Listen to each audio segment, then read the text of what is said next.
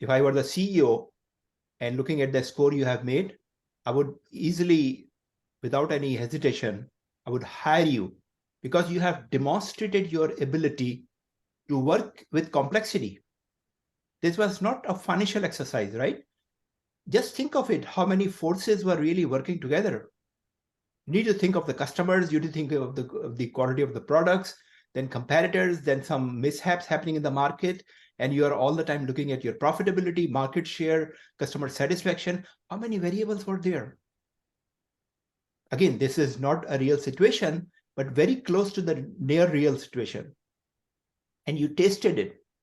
You tasted the flavor of marketing or the entrepreneurship, and you tested your cognitive ability to work through it, take the pressure, think simultaneously for different stakeholders, and make the right decision. So again, everybody who has scored positive is a success, but especially the people, the participants who have scored above 80 deserve my special congratulations. I'm a little surprised, honestly. I was not expecting this level of scoring, especially after the initial round we played in the version 1, which was the simplest version.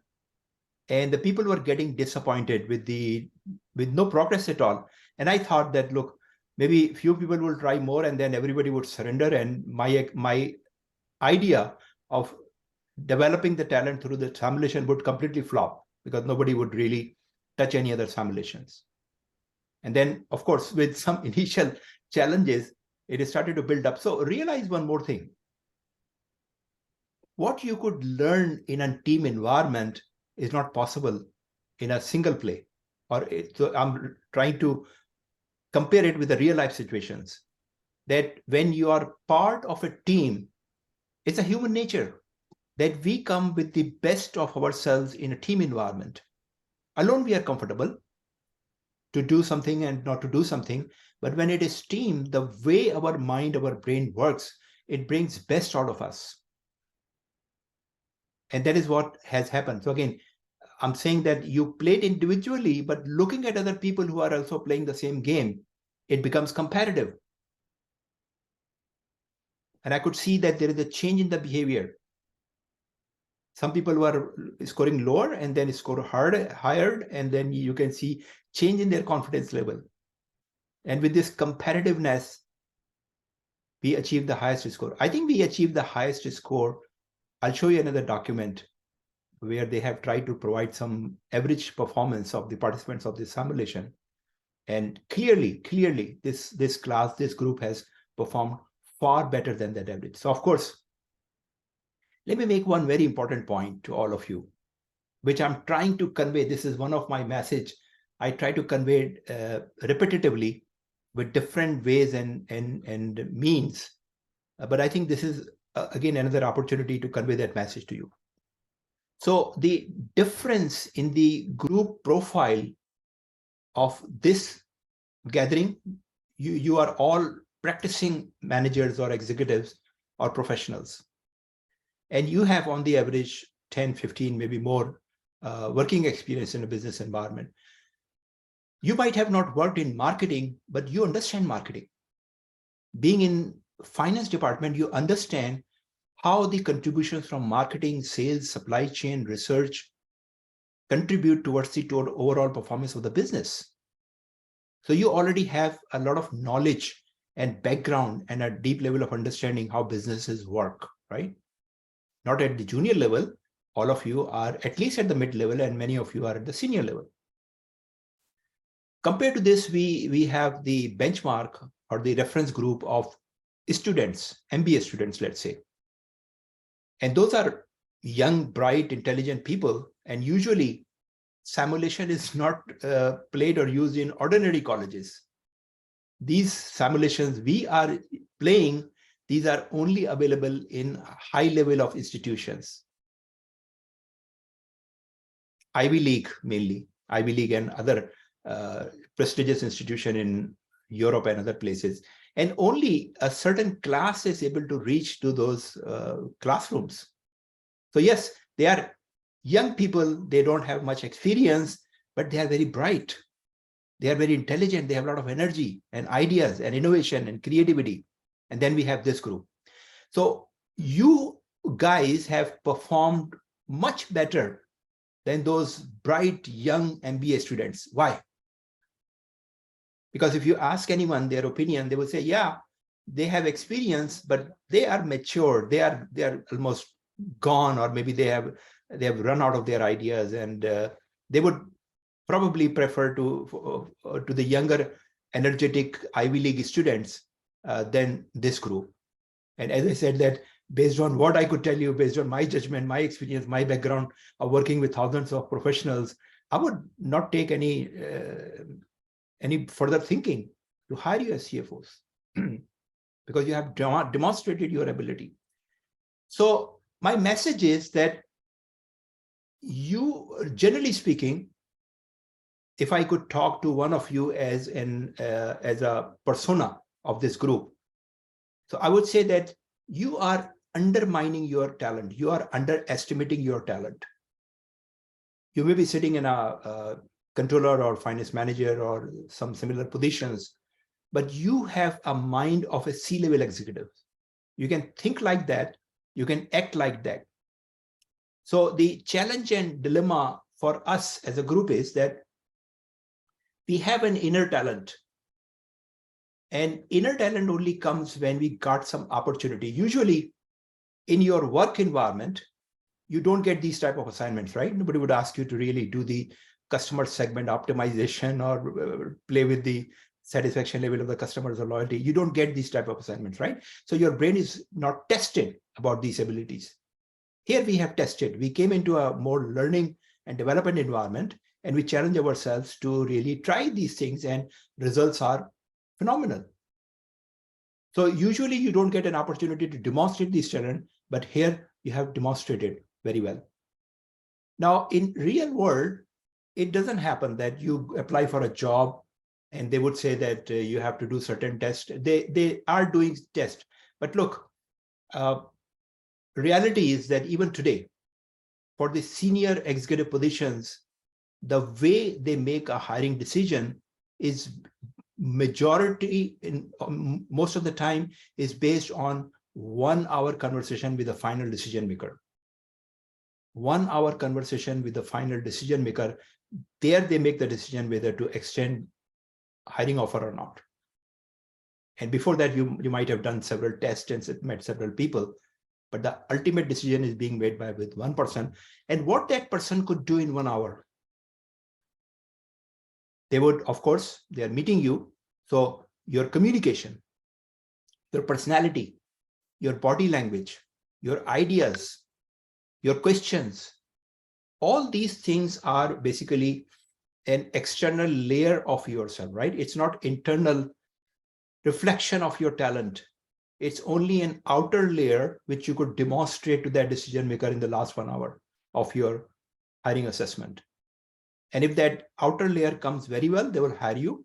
If not, then they will not hire you. Many of you, I would say that if you have to go today for a job interview of the C-level for any position, probably you would struggle how to demonstrate your outer layer, although you are very intelligent, very talented inside. But look, it's inside only comes out by certain ways, like this simulation.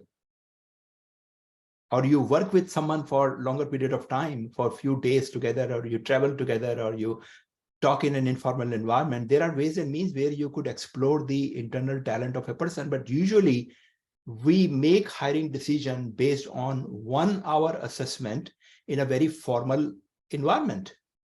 It's a very formal environment where you have challenge to demonstrate your inner self. So you practice a lot to demonstrate your outer layer so that you could give a good impression and image about yourself, so that they could help them make a fine decision, important decision. So what you could do to ensure that not only internal, but there is a natural reflection of your internal talent. All of you have gone through the strategic CFO program, And I think from a content point of view, from the question point of view, we know what we need to do, right? We all know very well what works. And I am a strong proponent of saying that, look, the world runs by the external personality, not by your internal personality side, because that's not known. And the only way you could make it reflected to the world is through your personal branding, your communication, your presentations, all the outer layers. So at the ideal level, there should be a good alignment of your internal talent with your outer reflection of your personality, right? So you don't have to make any effort. Whoever you talk, it's naturally come out. They talk to you and they say you are a genius, or you have amazing ideas, right? And what does it take to reach to that level of alignment where your internal talent is reflected naturally through your outer layer? Is practice, practice, practice, practice, practice, practice. There is no magic bullet that will change you overnight. And this is what I see. And I really get sometimes frustrated because I see so much talent around and people are not getting it. People are not getting it. As I said, that most of you have the required internal talent, but because you are not doing it consistently, it's not coming out. And that is how you're not getting opportunities. I've spent my life in corporate, not in one company, different regions, different cultures, different geographies, different sizes, from my startup to a Fortune 100 company. I know it. And since the last almost 10 years, I'm meeting people like you. I'm not forcing myself on yourself, but I'm saying that, look, my judgment has some value. Make benefit out of it if you can. Because yesterday I had a webinar. I don't know how many of you attended, but I said very boldly, very confidently that anyone sitting in that webinar, a finance professional with a professional accounting qualification, which means CPA, CA, or ACCA, or CMA, and with a good level of experience, 10 to 15 years is good enough. All of you in that category have the potential to reach to the C-suite or become a CFO. But of course, not everyone will become CFO or reach to the C-level, right? Why not? Because they have done something and not the other things which would make a difference. So let me relate this, what I'm trying to say here with this simulation. In simulation, there is a very interesting learning point for all of us is about the customer satisfaction, right? So generally speaking, if you talk to an average person means that they are, even if they are highly educated and they have work experience in the corporate environment, they will say that, okay, customer satisfaction means more sales. Customer satisfaction means more profit, right? Customer satisfaction means customer will come back again and again and again, right? That's the general belief and thinking among the even educated corporate professionals. What we learned in the simulation, it doesn't work that way. You need to keep working on the customer to increase their satisfaction level consistently, continually, to a level where they become loyal. And loyalty means that you are exceeding their expectations. They thought of something and what you offered was much more than their expectation. And that is the level of customer delight, which could be considered as customer loyalty. And that is where customer want to come back. Customer want to really continue with you. Customer even don't complain. Small mistakes, customer won't complain because they are loyal to you. They know that you have the capability to fix it. That's the level. So take that example of satisfaction, and the threshold is that the loyalty with your effort to grow in your career. So you do something. First, you did your academic or professional qualifications, and you said, I'm CPA. I should become a CFO, right? You started the career, and you did make some progress. But that level is still not to the threshold where it would convert into the C-level executive, right? and you continually work for the 5 years, 10 years, 15 years, almost 20 years, and you're still not, now you're getting frustrated, but you're not understanding that's not the threshold. You are still away from threshold. Threshold you could only reach by consistently working on these things. Whenever you did your CFO, strategic CFO program with me, what did you do afterwards? Ask yourself. And I'm sure that there are people who have done it. So I was looking at the alumni record. We started this program in early 2017. So it's already 5-6 years. If you did in 2017 or 18 or 19, what did you do in the last 3, 4 years, 5 years? You thought that you have achieved what from the learning point of view, and you will achieve it. Some might have, but majority did not achieve anything else afterwards, because you did not continue with the consistency. You did not bring your customer from satisfaction to the loyalty level, right? So what I could tell you, you are close. You are close to the gold, and keep digging it. It's difficult, I know. It gets frustrating. You started to feel disappointed that I'm working hard, nothing is happening, but you are very close to gold. You need to keep digging. And this is the one proof you have demonstrated through this simulation. So I hope that all of you understand my message. And my message is that this is inevitable. This is inevitable.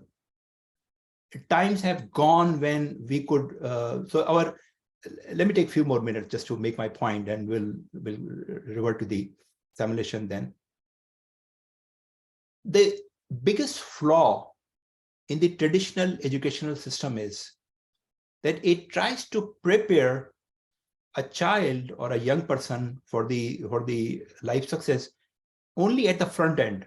So you start learning from the age of 3, 4, 5 years, whatever it is, very young child in the first box of consciousness, and you start learning, and you complete your elementary school in 5 years, then you move to the middle high school and high school in 18 years, and you even continue after that another 4 to 6 years to get higher education. Higher education could be your master's degree, or could be your certification or professional qualification. And then you said, okay, now I'm prepared to start a career which will take care of me, my growth, my progress for the rest of my life. So what we are doing in this model, we are trying to take all the education, all the learning, all the development at the front end. Like a manufacturing process, you say that, okay, I need to convert this person into a successful professional executive or manager, right? So let me prepare it first, and you keep hammering that raw material for 20, 25 years with the education, development, higher education, whatnot. And then you say, okay, now you're ready to go on your own for the rest of your life. Another 40 years, you will go on your own, right? It used to work, no doubt. My father worked for 40 years in the same company. It's no more visible, these type of examples, right? So you could not really depend on hammering and developing a raw material child for the 20, 25 years and then say that now you're good to go. Model has changed. What has changed? The world is changing so fast that yes, you do need some basic education. You need some fundamental, foundational development. And that is what you need at the level of high school. All the how to read, how to write, how to do basic things, basic subjects. By 18, you are physically strong enough. You are mentally strong enough to start working full time, right? It's also the nature of law. You cannot ask a 12 years old boy or girl to really do full-time work. That's not right. But by 18, you are physically powerful enough. You are mentally strong enough to start working. And I'm saying not becoming a doctor or engineer or accountant, just start working. Because that is how the God has developed you, right? And then you complete that phase, which is the front end of your career development. You have enough to go forward, and then you start your practical career. And on the side, you have a continuing higher education, which is lifelong. You say, okay, I can start working, but by start working at the age of 18 after high school, you are learning, right? you start learning because you are working, whatever the field you choose or the profession you choose, you start working at that time. And that working is also education. And then on the side, you try to further polish and nurture and develop yourself in that particular field. So you are working full time and you are learning something. And the best learning and development and grooming could happen when you are doing these things together. Think of this. MBAs who have not worked, they've already spent 18 years of life in high school, then they start college, they go to 4 years of bachelor's degree, and maybe another 2 years for the master's. Even in the master's class, where they are at least for 2 years or 3 years, they are trying to learn in the classroom. Now compare the classroom with the boardroom. We are trying to teach boardroom in the classroom, right? Classroom is a fake environment, completely fake environment. You can learn academics and theories, you cannot learn practical things. But if you have a chance, even at the same age level, just to sit in the boardroom in a corner, don't participate, just watch it from a corner, you could learn a lot, right? So we are basically underutilizing the huge potential of a young person who has already graduated from high school. By keeping that person in the classroom for another 6 years, we are highly underutilizing that person potential. What if these people who are spending after high school another 6 years in the college and universities, what if they put to work after 18, after high school, and where they would be in 6 years in learning and development, and not really piling up the college debt to pay off remainder of their life. These students continue to pay off their college debt until the age of 40, 45. Imagine that. More than half of your life, you're just paying back your financial debt. It's cruel. It's a joke. So you start earning, or they become a burden to their parents.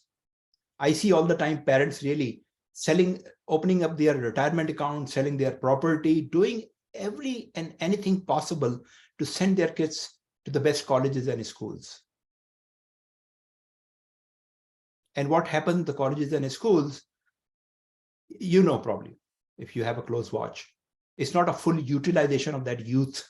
So I'm diverting to a different topic, but what I'm trying to convey to you from that example as well, that look, you need to do more work.